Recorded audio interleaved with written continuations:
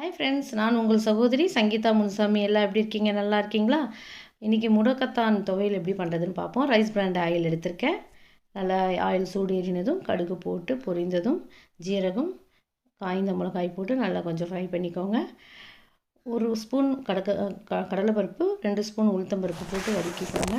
பெருங்காயம் இல்லைன்னா பெருங்காயத்தூள் போட்டு நன்கு வதக்கிக்கோங்க. சிகப்பாக வறுத்திக்கோங்க. ஸ்லிம்மில் வைத்து வதக்கிக்கோங்க. ஆனியன் சேர்த்து நல்லா வதக்கிட்டு கோல்டன் ப்ரௌன் ஆனதும் பூண்டையும் சேர்த்து பச்சை மிளகா 4 முழுமையாக போட்டிருக்கேன். அதையும் போட்டு நல்லா வதக்கிக்கோங்க. ஹார்ட் ஒர்க் பண்ணவங்களுக்கு, வெயிலில் வண்டி ஓட்டிகிட்டு வரவங்களுக்கு, ஹீட் தன்மை இருக்கவங்களுக்கு ரொம்ப ரொம்ப ரொம்ப நல்லது. ஹெல்த் வைஸ் இந்த முடக்கத்தான் துவையல் அவ்வளோ நல்லது. டொமேட்டோ சேர்த்து நல்லா வதக்கிக்கோங்க. கல் உப்பு 1.5 ஸ்பூன் போட்டுக்கோங்க. நல்லா வதக்கிட்டு மஞ்சள்தூள் கொஞ்சம் சேர்த்துக்கோங்க. அதையும் சேர்த்து வதக்கிட்டு முடக்கத்தான் நான் கழுவி வச்சுருக்கேன். புதினா, கொத்தமல்லி, கருவேப்பிலை எல்லாவற்றையும் கழுவி வடிகட்டி எடுத்து வச்சுருக்கேன்.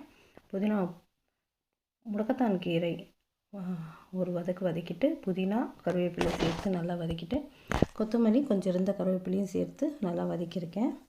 நல்லா வதக்கிட்டு ஆற வச்சுக்கோங்க. மிக்சியில் அரைச்சிக்கோங்க. எனக்கு கொஞ்சம் அதிகமாக இருக்கிறதுனால 2 தடவையாக அரைச்சிக்கிறேன். ஃபஸ்ட் டைம் அரைத்து எடுத்துன்னு வந்துட்டேன். செகண்ட் டைம் அரைத்து கொண்டு வரேன். ஆல்ரெடி நம்ம தாளித்து வதக்கியிருக்கோம். ஸோ இன்னொரு வாட்டி தாளிக்க வேணாம். வெல்லம் ஆப்ஷனல் தான், வேணும்னா சேர்த்துக்கோங்க. எண்ணெய், கடுகு, பெருங்காயம் தூள் போட்டு இந்த லைட்டாக வதக்கிட்டு இறக்கி நல்லெண்ணெய் ஊற்றி இல்லைன்னா நெய் ஊற்றி சாப்பிட்டா அவ்வளவு நல்லது. தேங்க்யூ ஃபார் வாட்சிங். ஹெல்த்தியாக இருப்போம்.